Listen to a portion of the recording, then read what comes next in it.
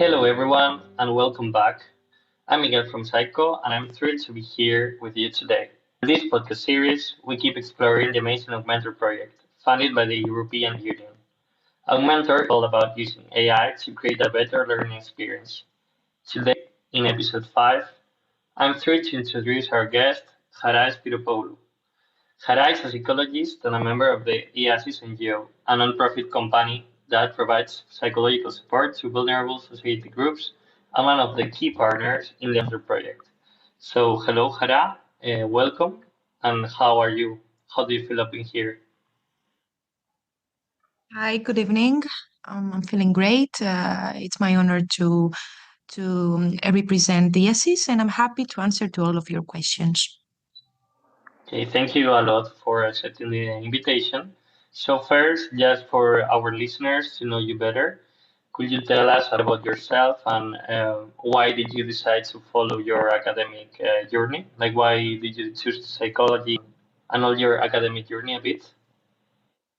Sure. I studied psychology at Padion University in Athens, and later on I pursued a master's degrees in clinical psychology with an expertise in psychosis. With early and specific early intervention in psychosis. My interest in psychology came from a deep curiosity, let's say, about human behavior and a strong desire to help people improve their mental well-being.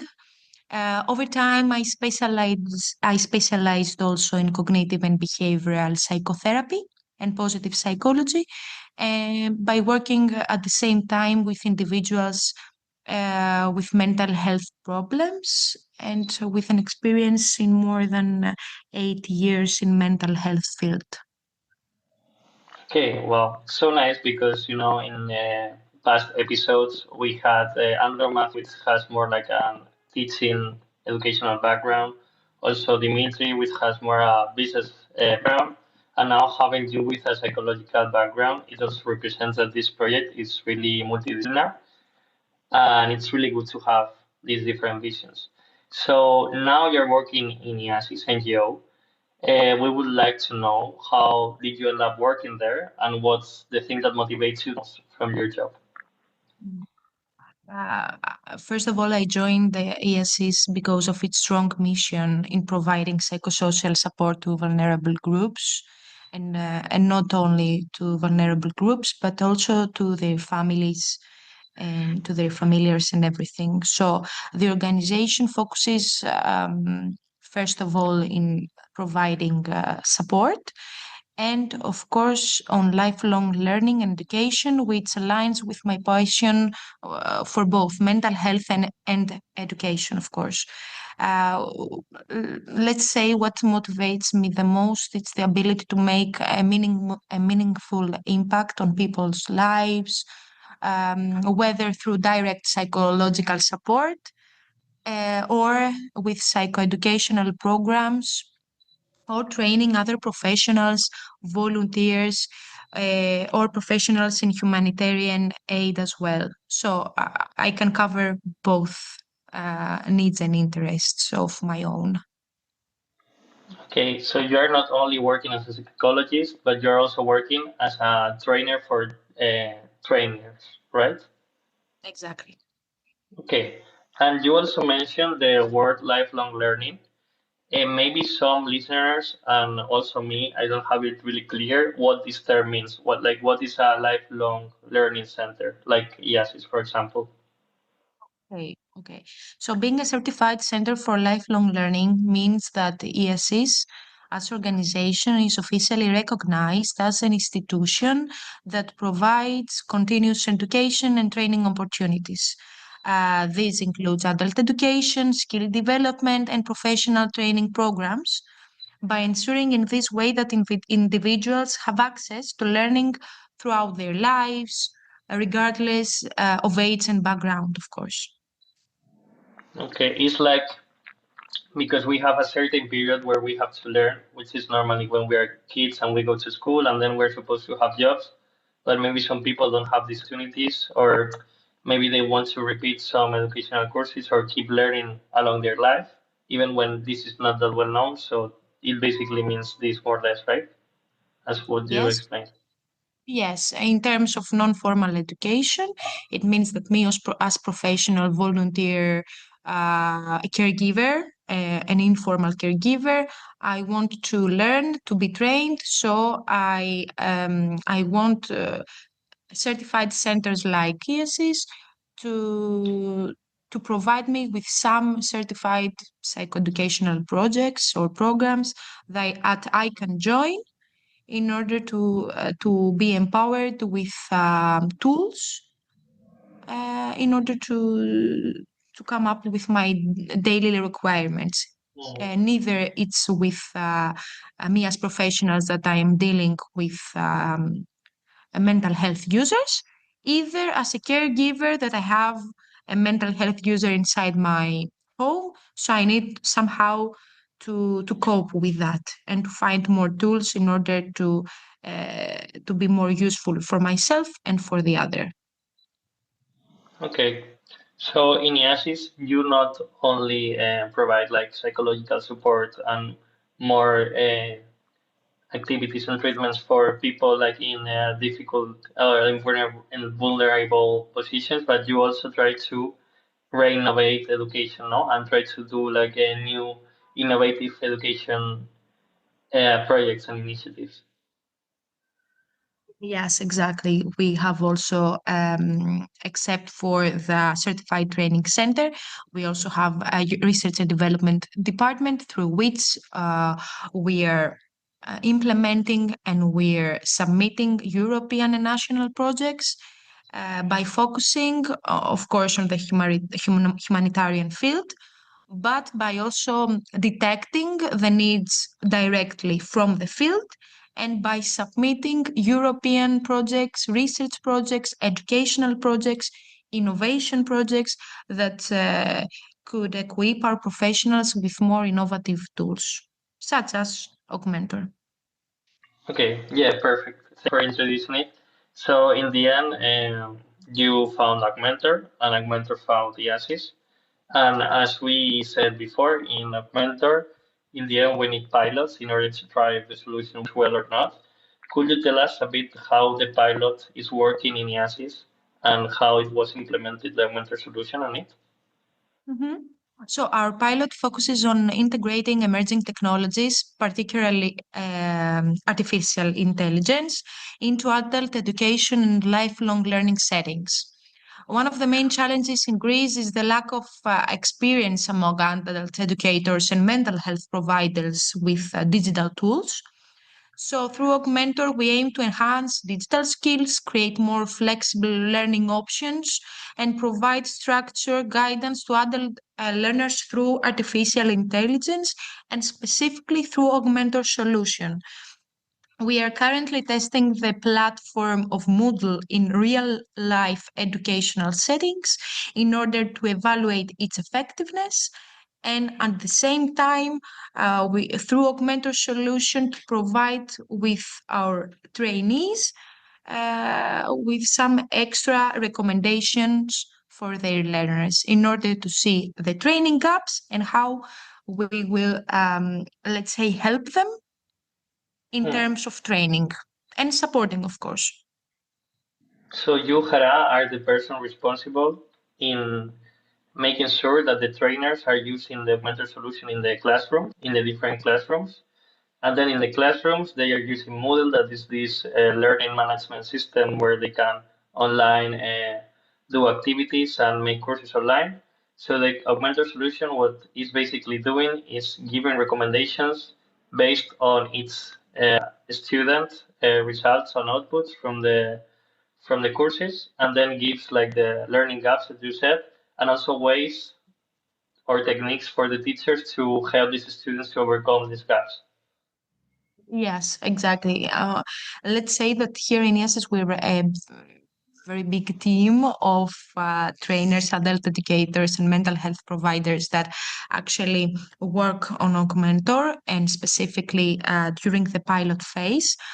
Me, as the main, let's say, researcher, I'm trying to coordinate the pilot phase and together with 16 trainers They are working weekly on augmentor projects through um, physical and online meetings with the learners in order to have everything ready and based on the proposal and based on the tasks that we have through the project. So 16 trainers, me, let's say on the coordination part as a representative of IASIS, and it's a very interesting process.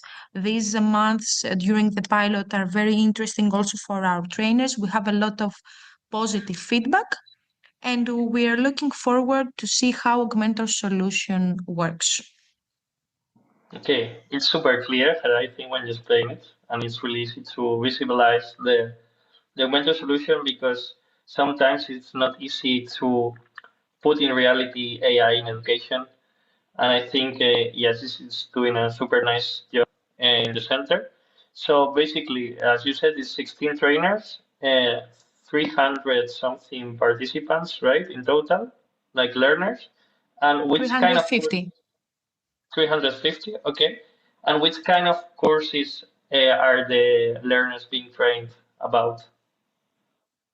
Like You which, mean the what's thematic? the topic? Yeah, the What's the thematic. topic? Okay. The main pillars are four in total. So the first pillar is communication skills. The second is time management skills. The third is diversity and inclusion. And the fourth is problem solving. So these are the four main pillars that our learners are, let's say, be trained through the Moodle. Hmm. And the minimum that a trainee or a learner uh, needs to, let's say, to finish the whole Moodle training is minimum 4 weeks. Okay. Like in 4 weeks, the learner has to do the course in Moodle. Exactly. Yeah. Okay. And what's the target group of these learners? Like, what's their age? Uh, the target group are mostly adult educators and mental health professionals working in the field of mental health, because this is our main target group. And of course, that is the scope of our pilot to see how, as a lifelong learning center and as a mental health organization, we can involve and we can recruit relevant stakeholders in order to implement the pilot. So the target group is adult educators, mental health professionals, and of course, the learners are from the same field or volunteers and interns that are interested in participating in this kind of project. Okay. Okay. Thank you so much. And also, when you say, when you talk about the augmented solution and that the course lasts like 4 weeks, do the augmented solution every day gives feedback or only at the end of the course it gives the feedback? Augmentor solution gives the feedback after each participant complete its course Okay. in order to have a total impression of their performance criteria in total, I mean. So after completing its course, then the trainers assess the learners, and after the assessing of the participants, the learners have uh, a a total recommendations report for the participants. Okay. And then they can like retake the course or just take the parts that they did worse maybe to have the full educational experience and the full knowledge of the course, Exactly. right? Okay. Exactly. Okay. Thank you so much. So from these sessions that you've already been carried, could you share some initial results or some impressions? Like what do the learners and the trainers say about Augmentor? Do they like it? Do they yeah, does it have an impact from now, or is it still too soon to know? Mm. Yes, so far we have seen positive engagement from educators and learners alike. Artificial intelligence of augMENTOR have helped in personalizing the learning experience and making educational resources more accessible and more useful for the learners and for the educators themselves. However, there are also some challenges, such as, for example, resistance to technology or the need for proper training for educators to fully utilize the platform. And it's a phenomenon that we see also in mental health educators because we Hmm. are, let's say, we have more work on the field, less on a PC, for example. So also we detect a need and we are trying to cover it through more proper training on digital skills or how to use and how to play with the Moodle account with the Moodle platform in order to fully utilize the platform and its functionalities. Okay, so like more training to educators will be also important in the future to be so educators know how to use also the platform. This is Yeah, what you mean. yeah, but Okay. it's an immersed need. It's something but that we did know actually. It's something that we are trying through European projects or through augMENTOR or through training to cope and to find the best solution for our professionals and for our learners.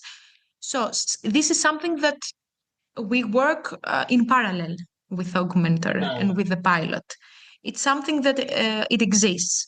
We need to see how we will find a balance somehow. Yeah. Okay, it's like maybe you give the tool to the trainers, and then maybe it's not that intuitive or it's not that easy to manage, and then you have to talk maybe to the team of the technical side and say maybe you could change this to make it more intuitive or this to make it easier for people. And so it's a constant equilibrium and synergy between the whole team. Of course, we have the technical support. Uh, Hmm. uh, the team is always there for us. So we have the technical support, and of course, we have the more, let's say, um, practical use of the platform, which is on us. I mean, on the professionals that they overtake the pilot, and we see how to cope with technical issues in terms of using the Moodle platform, in terms of assessing the learners, in terms of assessing the rubrics, the forums, the quiz, and everything. So it's something that, from the one hand, we have the full support from the technical partners, and from the other hand, is our own business to see how we will cope with the difficulties and how we will run the pilot smoothly by, of course, um, taking into consideration these difficulties. But it's something that we work on them. We don't have something very difficult, or we didn't see something specific that it's very difficult to manage. Hmm. We can cope with Okay. that. Yeah. Perfect. And once the people, well, the educators complete the course and then they have the augmentor recommendations, how are you gonna evaluate if the augmentor solution has been useful or not? Like, have you already seen what be the evaluation weights to know if this solution is really making a change in education? So first of all, right now we are running the pilot phase. That means that we have the training seminars in a physical and in an online way, both. After that, we have the assessment of the learners. That means that each trainer needs to assess through the quiz and the forums their participants. After that, phase three is to have the recommendations report, the augmentor solution that says exactly the training gaps, everything that we need to know for our participants. After that, after having the augmentor solution, one next is our trainers to assess the augmentor solution through questionnaires, through focus groups that they will help them to evaluate how augmentor solution work. So this is something that is already organized and something that is already agreed with the consortium. And this is something that will happen during the next phases of the pilot. The trainers are already informed about this methodology and the whole procedure and the next steps that they will follow. And in terms of evaluation, we are working with work package leaders in order to see how we will assess augmentor solution. Okay, thank you so much, Chara. I think now it's more clear. In the end, it's a really long evaluation term and decisions because you have to take into account the educators, the learners, and also come back, see if changes are needed. Uh, my last question would be if you have seen any special case in the pilot that you already saw, like a mentor really marking a difference from students or from trainers that maybe any trainer told you, oh, I think this will be really useful. I'm really glad I'm using it. Or maybe you haven't found this yet. Like, do you have an example of this? An example of what? I'm not sure if I understood correctly the question. If you've seen while in training the trainers that any of the trainers told you some feedback about it, maybe good or bad, or maybe like a change after using it, that maybe they have more time, or if anyone has any comment regarding this solution that you especially like remember.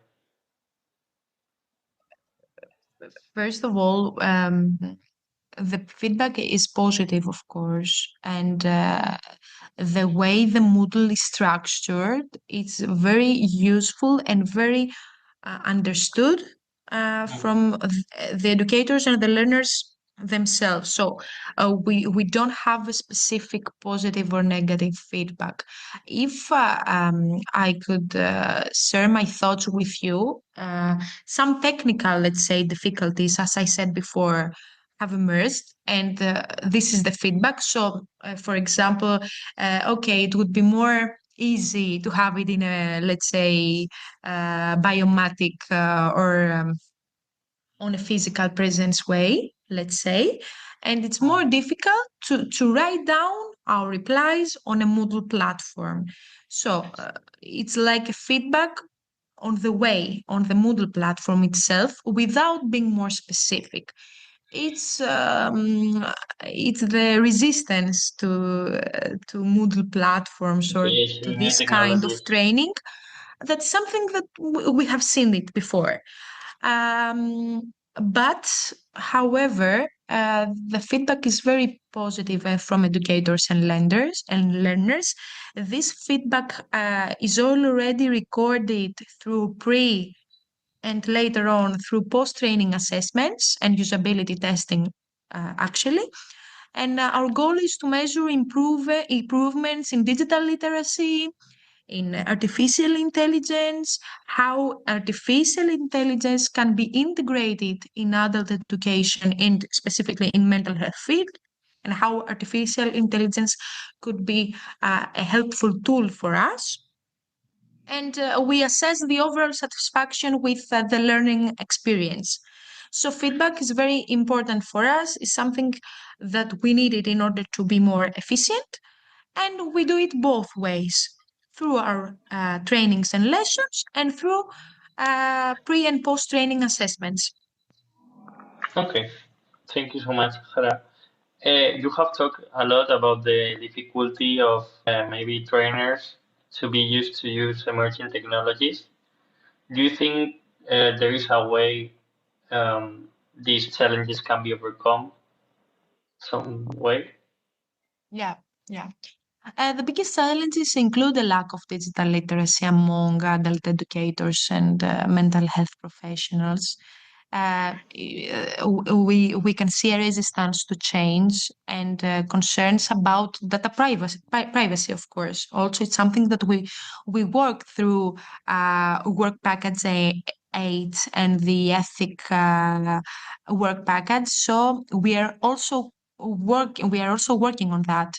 To overcoming this, we need comprehensive training programs as augMENTOR, of course, clear communication and about the benefits of artificial intelligence, and strong data protection policy to build trust among users. But these three terms, we cover them through augMENTOR solution and through augMENTOR project.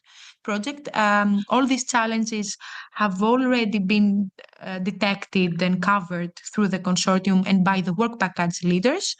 So our main next task now is to recruit the participants to and to give them the whole image about artificial intelligence and how AI could be useful to them and how they can integrate it to their working lives, because that is the most real life challenge for us. But I think we work on that. We do have outcomes, and we will have also more research data during the next months of the project. Okay, perfect. And now, Chara, as the interview is getting to the end, I will just go to the last part. I will also take advantage of your psychological background to ask you questions related to psychology and AI, and also about the mentor.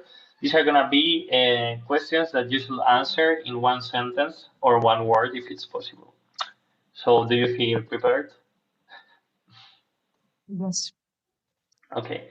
So first, will chatbots replace psychologists one day? Only one word? No. Okay. Yeah, that's totally fine. Next question. What is your favorite aspect of working with adult learners? Empowering them and equipping them with new skills. Nice. Why is it important to keep developing new educational technologies? Make learning more accessible and personalized, I think. Okay, thank you. What do you enjoy most about working as a psychologist? Helping people grow and heal because they can. Everyone can. So they need the correct supporting system in order to remind them because everyone can. Okay. What is the best output that users can get when using the augmented solution? First of all, improved digital literacy and personalized learning experiences. And it is important to highlight the integration of AI in our lives and in our work, independently of what profession we do. Okay. How can we encourage educational institutions to use the augmented solution? By demonstrating its impact and offering training for educators, innovative training, and by providing tools that could actually help adult educators or relevant stakeholders. Okay, thank you. What are your concerns about the potential dehumanizing effects of AI in education? Psychologically speaking, loss of human interaction, of course, and loss of emotional connection. Without explaining this with more words, you can totally understand what I'm talking about. But this is something that we need to see as humanity in general, the loss of human interaction and emotional connection. So AI is totally good. We totally need it, but we also need, we truly need human interaction. I think this question could lead to another complete episode of talking about this, but I will carry on. So, what's the most important thing that you have learned while working on the augMENTOR project? The importance of balancing technology with human-centered education. Before augMENTOR, we were trying somehow as IASIS to see how we will submit projects, combining these two. So augMENTOR project came uh, exactly on the right time to remind us that it's very important to balance technology with human-centered education and with human-centered professions in a more general way. Okay, thank you. And will the use of emerging technologies like AI help to achieve more accessible and economic psychological treatments? Yes, but with proper ethical consideration. Okay. And how important is it for you to have a multidisciplinary team in this kind of European projects? Oh, it's extremely important for innovation and well-rounded solutions. Okay. Thank you so much, Chara, for coming today. And before we wrap up, do you want to say any message that maybe we missed from the interview? Yeah, so I would just like to emphasize that AI should be used as a tool to enhance learning and mental health care, but sure, not by replacing human interactions. This is the priority.